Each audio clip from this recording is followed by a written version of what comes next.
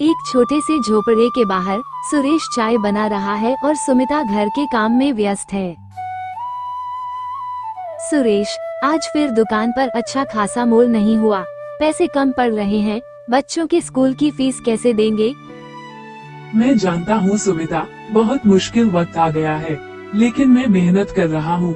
चाय की दुकान से जो भी मिलता है उसी से घर चलाना पड़ता है। तुम हमेशा यही कहते हो, मेहनत से सब ठीक हो जाएगा, लेकिन घर का खर्च बढ़ता ही जा रहा है। बच्चों को अच्छे कपड़े दिलाने का मन है, लेकिन फिर सोचती हूँ, क्या हमें इतना सपना देखना चाहिए? हाँ, देखो सुमिता, जो भी हालात हैं, हमें बस एक दूसरे का साथ देना है। देखो, बच्चों के चेहरे पर मुस्कान ही सबसे बड़ी दौलत है। अगर हम खुश रहेंगे तो ये मुश्किलें भी आसान लगने लगेंगी। हाँ, तुम सही कहते हो, लेकिन कभी कभी लगता है ये जो हालात हैं, उनका क्या होगा? हमें क्या भविष्य मिलेगा? तुम्हारे साथ हूँ सुमिता, जब तक हम एक दूसरे का साथ देंगे कुछ भी मुश्किल नहीं है।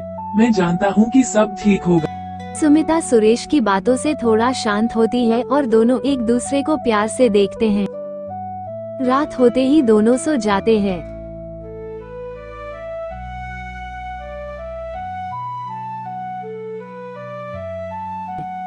सुरेश की चाय की दुकान, सुबह का समय है। सुरेश चाय बना रहा है और राहुल रोज की तरह दुकान पर आता है। सुरेश भैया, आज क्या नया है? वही पुरानी मसाला चाय या कुछ नया ट्राई किया है? क्या बताऊँ राहुल भाई, सब कुछ वही है, बस वक्त बदलता जा रहा है। चाय तो वही है, लेकिन दिल में एक खलल है। क्या हुआ सुरेश भैया? आप तो हमेशा खुश रहते थे, आज ऐसा क्या हो गया? बस वही पुरानी परेशानी है, घर की जिम्मेदारियाँ, बच्चों की पढ़ाई और हमारे हालात। तुम तो जानते ही हो, हमारी दुकान के अलावा और कोई रास्ता नहीं है। पर सुरेश भैया, तुम तो कहते थे कि मेहनत से सब ठीक हो जाएगा। क्या अब तुम्हें विश्वास नहीं रहा उस बात पर? विश्वास तो है राहुल भाई, लेकिन कभी कभी ऐसा लगता है कि मेहनत के बावजूद कुछ नहीं बदलता। घर में बच्चों की स्कूल की फीस है और खाने पीने का खर्च। हमें जो थोड़ा बहुत मिलता है वही चलता है। कल रात बच्चों ने मुझसे पूछा, पापा हम क्या खाएंगे, और मैं बस उन्हें ये कहकर टाल गया कि जल्द ही कुछ अच्छा होगा। सुरेश भैया, बच्चों को ऐसा नहीं कह सकते, उन्हें तुम्हारी मेहनत पर भरोसा है, लेकिन तुमको भी खुद पर विश्वास रखना होगा। देखो, अगर तुम मेहनत करोगे तो एक दिन हालात जरूर बदलेंगे। कभी कभी तो ऐसा लगता है कि मेहनत से कुछ नहीं होता। देखो न, दुकान पर जो चाय बिकती है उसी से घर का खर्च चलता है, लेकिन फिर भी कुछ ऐसा है जो पूरा नहीं होता। बच्चों को बेहतर भविष्य देना चाहता हूँ, लेकिन कैसे? क्या ये सब इसी तरह चलता रहेगा? तुम सही कहते हो सुरेश भैया, हालात बहुत कठिन हैं, लेकिन कभी कभी छोटी छोटी चीजों में ही खुशियाँ छिपी होती हैं। देखो, तुम्हारी चाय की दुकान में जो माहौल है, वो लोग आते हैं, मुस्कुराते हैं, तुम उनके चेहरे पर खुशियाँ ला रहे हो, यही सबसे बड़ी बात है। शुक्रिया राहुल भाई, तुम हमेशा मुझे हिम्मत देते हो। शायद तुम्हारी बात सही है, छोटी खुशियाँ ही सही, लेकिन हमें उन्हें संजो कर रखना चाहिए। बिल्कुल, और देखो सुरेश भैया, अगर तुम चाहो तो मैं तुम्हारी मदद कर सकता हूँ। कुछ नहीं तो मैं रोज सुबह चाय पिए बिना कहीं नहीं जाता, तो थोड़ा सा फायदा तुम्हें भी होगा। धन्यवाद राहुल भाई, तुम्हारा साथ बहुत मायने रखता है। हम मेहनत करेंगे, उम्मीद रखेंगे, और एक दिन सब ठीक होगा। यही हमारी ताकत है।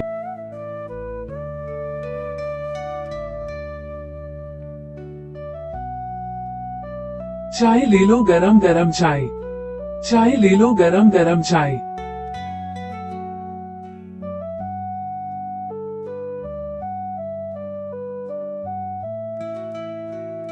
रात होते ही दोनों सो जाते हैं।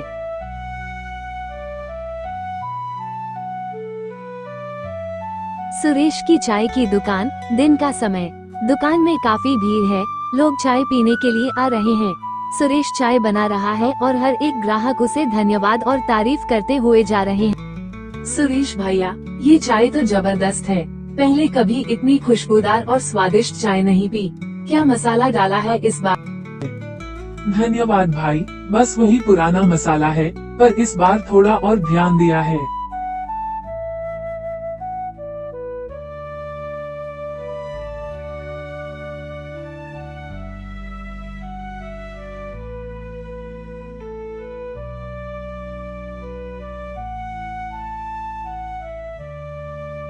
सुरेश भाई, ये तो बहुत ही शानदार चाय बनाते हो। कभी कहीं बाहर चाय पीने गया था, लेकिन आपकी चाय का मुकाबला नहीं है। स्वाद में एक अलग ही बात है। आपका धन्यवाद है भाई, मैं बस यही चाहता हूँ कि हर कप चाय में प्यार और मेहनत डालूं।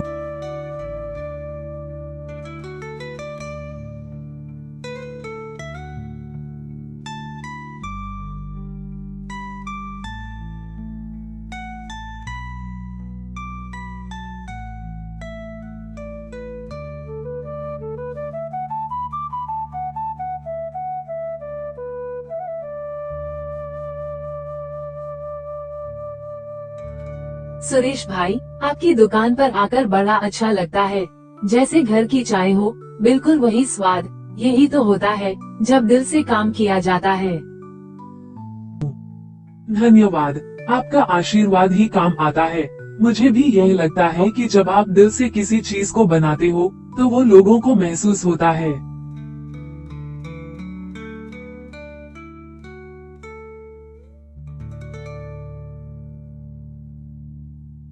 सुरेश भैया, आपने सच में चाय की दुनिया बदल दी है।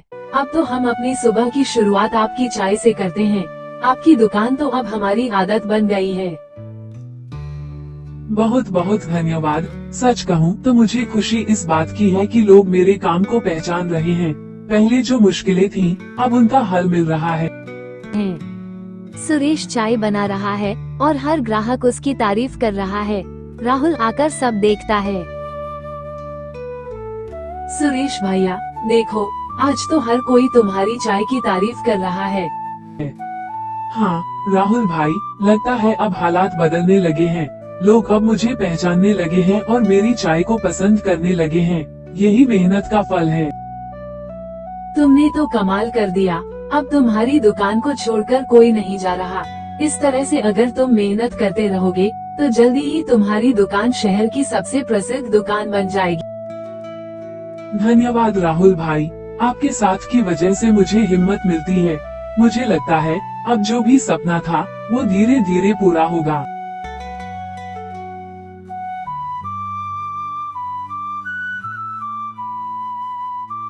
सुरेश की छोटी सी दुकान, शाम का समय। सुरेश घर पहुंचता है तो सुमिता उसे देखती है। सुरेश, आज दिन कैसा रहा? दुकान पर ज्यादा भीड़ तो नहीं थी? नहीं सुमिता, आज दुकान पर अच्छी भीड़ रही। और क्या बताऊं, लोग अब मेरी चाय की तारीफ कर रहे हैं। हर कोई कहता है कि चाय तो जबरदस्त बनाते हो तुम। अब काम अच्छा चलने लगा है। क्या सच में? ये तो बहुत बड़ी बात है। पहले तो तुम हमेशा परेशान रहते थे, अब लगता है कि हम कुछ ठीक रास्ते पर आ रहे हैं। हाँ, अब लगता है कि मेहनत का फल मिल रहा है। घर के हालात भी ठीक होने लगे हैं। बच्चों की स्कूल फीस, घर का खर्च, सब कुछ अब धीरे धीरे आसानी से पूरा हो रहा है। तुम सच में बहुत अच्छा कर रहे हो सुरेश। कभी सोचा नहीं था कि हम भी इस दिन को देख पाएंगे। बच्चों के चेहरे पर खुशी है, घर में अब कोई चिंता नहीं है। ये सब तुम्हारी मेहनत और साथ की वजह से हुआ है। तुमने हमेशा मेरा साथ दिया सुमिता। मैं जानता था कि एक दिन सब ठीक हो जाएगा, बस हमें एक दूसरे का साथ चाहिए था। मैं तो बस यही चाहती थी कि हमारे बच्चे खुश रहें और हमें किसी चीज की कमी न हो। अब मुझे लगता है कि हम सही दिशा में जा रहे हैं। पापा, आपने सुना? स्कूल में मेरे दोस्तों ने कहा कि अब हम गरीब नहीं रहे। हमारे पास तो अब हर चीज है। तो ये सुनी तुम्हारी खुशखबरी। तुम्हारे चेहरे पर मुस्कान देखकर मुझे लगता है कि अब हमारा मेहनत रंग ला रहा है। हमारा सपना अब सच हो रहा है। तुम्हारे चेहरे पर ये मुस्कान हमेशा बनी रहे, यही मेरी सबसे बड़ी खुशी है।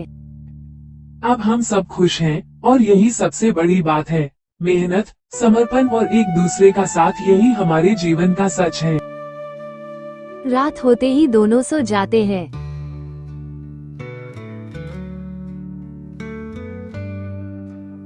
सुरेश भाई, आपकी दुकान पर आकर बड़ा अच्छा लगता है। जैसे घर की चाय हो, बिल्कुल वही स्वाद। यही तो होता है जब दिल से काम किया जाता है।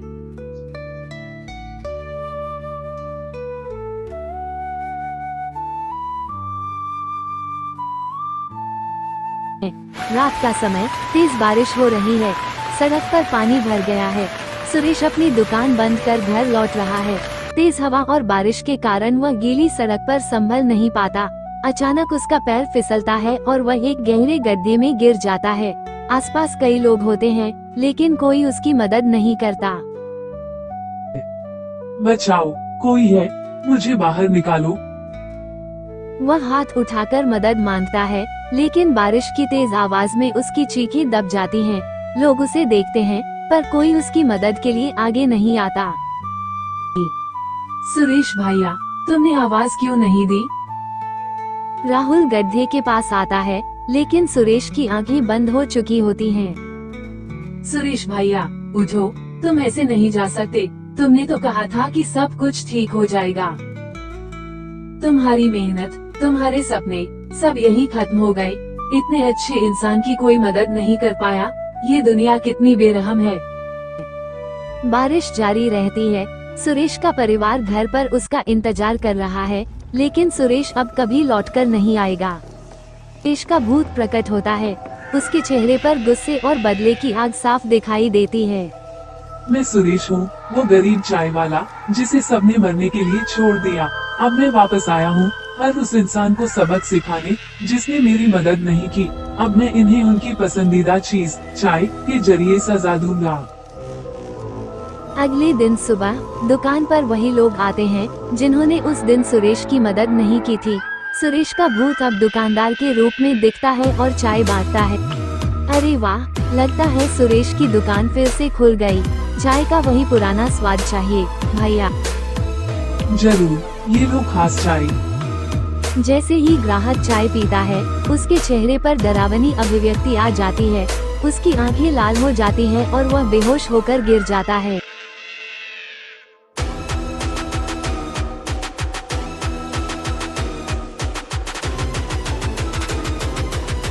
ये क्या हुआ? यही तुम्हारी सजा है। उस दिन जब मैं मदद के लिए चिल्ला रहा था, तुमने मुझे अनदेखा कर दिया था। अब मैं तुम्हें नहीं छोड़ूंगा। एक एक करके सुरेश उन लोगों को अपनी चाय पिलाकर सबक सिखाता है। वो सब चाय पीते ही डरावने सपनों में फंस जाते हैं और बेहोश हो जाते हैं। राहुल अचानक दुकान पर आता है और माहौल को देखकर घबरा जाता है। मेहनत रंग ला रही है। सुरेश भैया, ये तुम क्या क्या कर रहे हो? बदले की आग में जलकर तुम वो नहीं रहे जो पहले थे। ये रास्ता गलत है। राहुल, मैंने कभी किसी का बुरा नहीं चाहा था, लेकिन उस दिन सबने मुझे मरने के लिए छोड़ दिया। अब मैं उन्हें वही दर्द महसूस कराना चाहता हूँ। लेकिन बदला लेने से तुम्हें शांति नहीं मिलेगी। सुरेश भैया, अगर तुम वाकई अपने परिवार से प्यार करते हो तो उन्हें छोड़कर आगे बढ़ो। अपनी आत्मा को शांति दो। सुरेश की आंखों में आंसू आ जाते हैं। वो धीरे धीरे शांत हो जाता है। हवा रुक जाती है और सुरेश का भूत गायब हो जाता है। एक आखिरी बार उसकी आवाज सुनाई देती है। शुक्रिया राहुल, तुमने मुझे सही रास्ता दिखाया। अब मैं हमेशा के लिए शांति पाऊंगा। सुरेश की मौत के बाद कुछ महीने बीत चुके हैं। सुमिता अपने बच्चों के साथ जीवन को पटरी पर लाने की कोशिश कर रही है। दुकान अब बंद है और घर की हालत फिर से खराब हो गई है। राहुल घर के बाहर आता है और दरवाजे पर दस्तक देता है। सुमिता दरवाजा खोलती है। सुमिता, कैसे हो तुम? बच्चे ठीक हैं?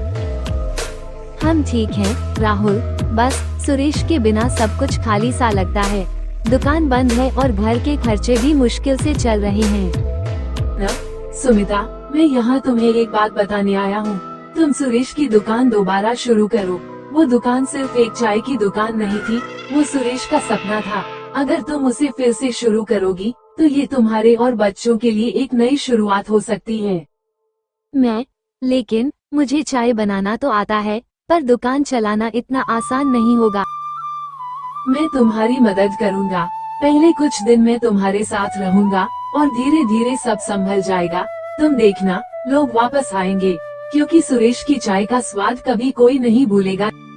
राहुल, तुम्हारी बात में दम है। मैं कोशिश करूंगी। अगर ये सुरेश का सपना था, तो मुझे इसे जिंदा रखना चाहिए।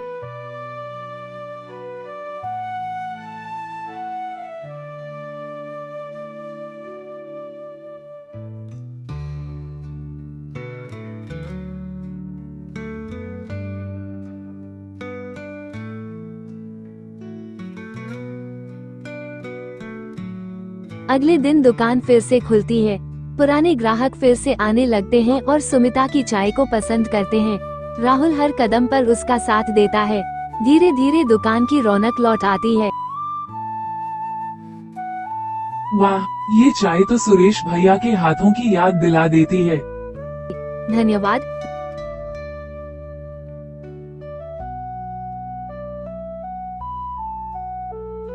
सुमिता बहन, तुमने बहुत अच्छा काम किया। ये दुकान अब फिर से जीवित हो गई है। सुमिता मुस्कुराते हुए ग्राहकों को चाय परोसती है। उसकी आंखों में उम्मीद और आत्मविश्वास लौट आता है। देखा सुमिता, मैंने कहा था न कि सब कुछ ठीक हो जाएगा। सुरेश जहाँ भी होगा, वो आज तुम पर गर्व कर रहा होगा। धन्यवाद राहुल, अगर तुम न होते तो मैं ये कभी नहीं कर पाती। अब मुझे लगता है कि हमारी जिंदगी फिर से पटरी पर आ रही है। इसी के साथ यहाँ कहानी समाप्त होती है। अगर आपको पसंद आए तो लाइक और सब्सक्राइब करना ना भूलें।